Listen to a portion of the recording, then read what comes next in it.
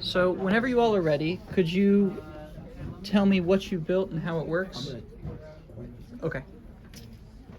So we built a particle simulator, right?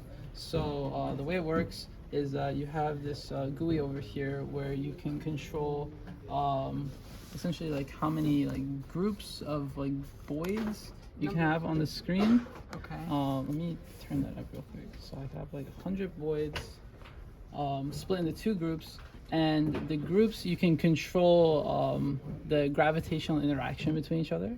So for example, I can have white and white repel each other, or I could have them attract each other. Wow. And then between groups, I can have, for example, I could have like white repel reds, and I can have white attract the reds, or maybe the other way around.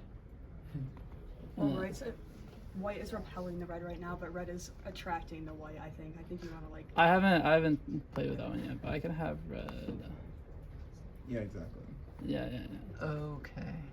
And then from there, you can get like all these really cool shapes from like all the attraction and stuff.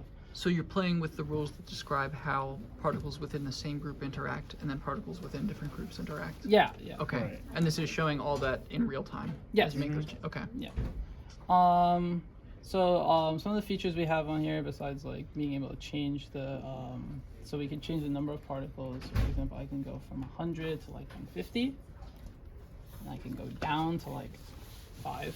Okay. But we'll go back to 100 just to showcase the patterns and such. I can change the number of groups, so we can go from 2 to 5.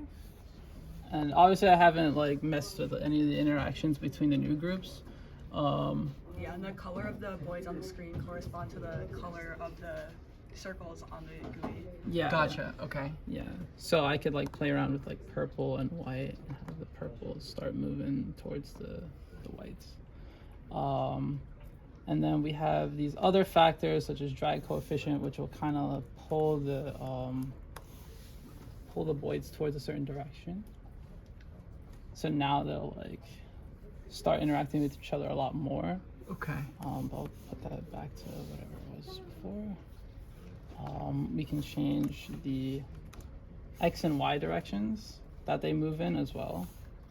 You have like environmental velocity in some sense. Yeah. Okay. Yeah, so I can have them go left, right. And then we also have a couple of presets that kind of display some really cool behaviors. So I think there's a preset 0. Oh wow. Yeah. Preset 0. We've talked about this before, but that reminds me so much of like looking at pond water under a microscope or something. All the little things are running around. Yeah.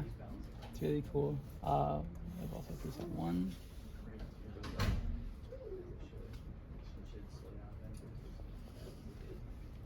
So these presets, these are combinations of interactions and weights and such that have led to particularly interesting behaviors. Yeah. We've discovered ourselves. Okay, and so you found these by essentially playing and Just by playing around with it. Yeah. Yeah. okay.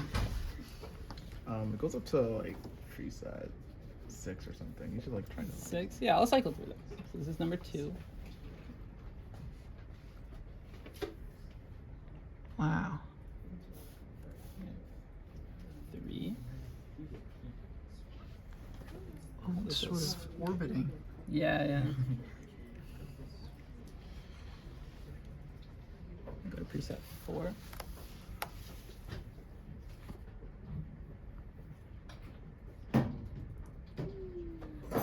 Oh wow. So this also has this like really cool trailing pattern that we found in a lot of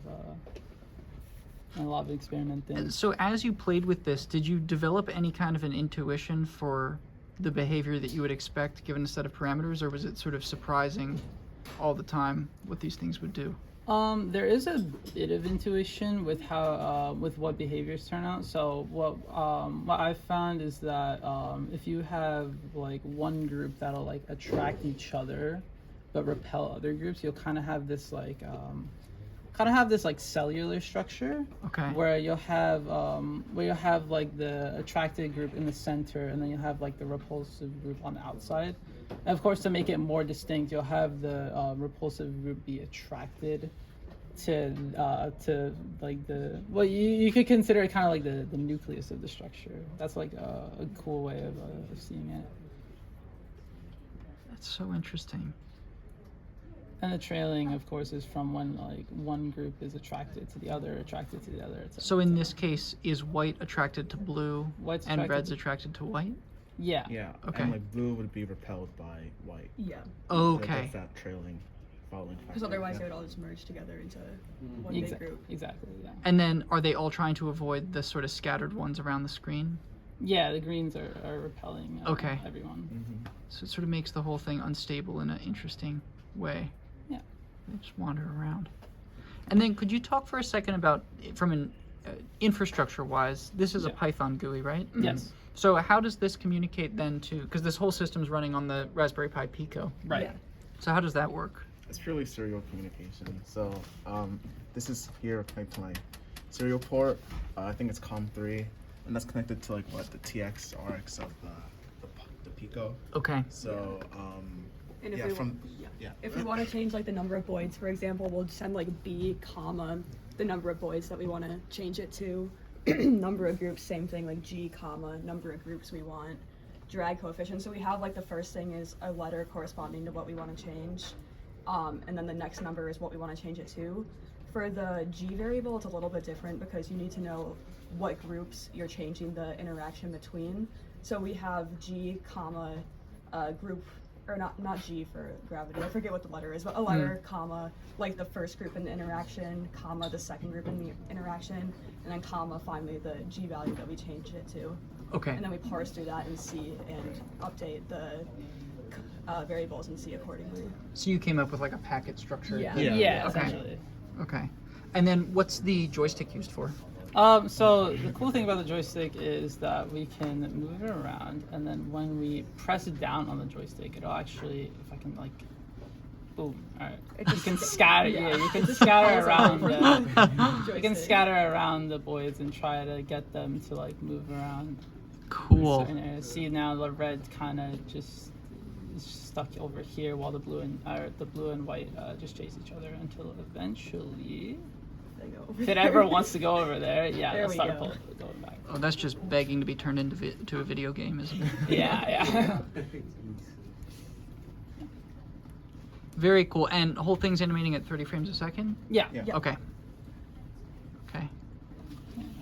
We do have a couple more presets. I believe you said we have up to 6. I believe so. There's also like a random thing. So like Yeah, so you just can like randomly randomize assign the variables. So random one. Okay, this one it seems to be stuttering a little bit. But You can just change the number of particles from 200 to 100 if you're. change it to 150. Oh, I see. In the upper left there, you're indicating whether or not you're meeting your frame rate. Yeah. Okay. Yeah. There we go. And then we can go to 6 also. Oh, that is also a lot, but That's very cool. yeah. For negative presets, it's just random. So it's just like. Oh, so it'll just randomly. Yeah. Oh, that's fun. And this Okay. is how we actually discovered many of our presets, just like pure randomness. Boy, I could see how this would be addicting. to Just sit here. Yeah. How many hours? I've seen you playing in here with it. How many hours have you played with it afterwards? Several. Yeah. It was a while. At least. Gets very addicting just watching them. Yeah. It's so hard to predict what they're gonna do. It is. Or Like impossible. even the most like basic setups will still have like some of the coolest behaviors. Really nice. And there you go. This is kind of that cellular structure I was mentioning Yeah. previously. It's sort of stable. I find the steady state behavior the most interesting. Yeah.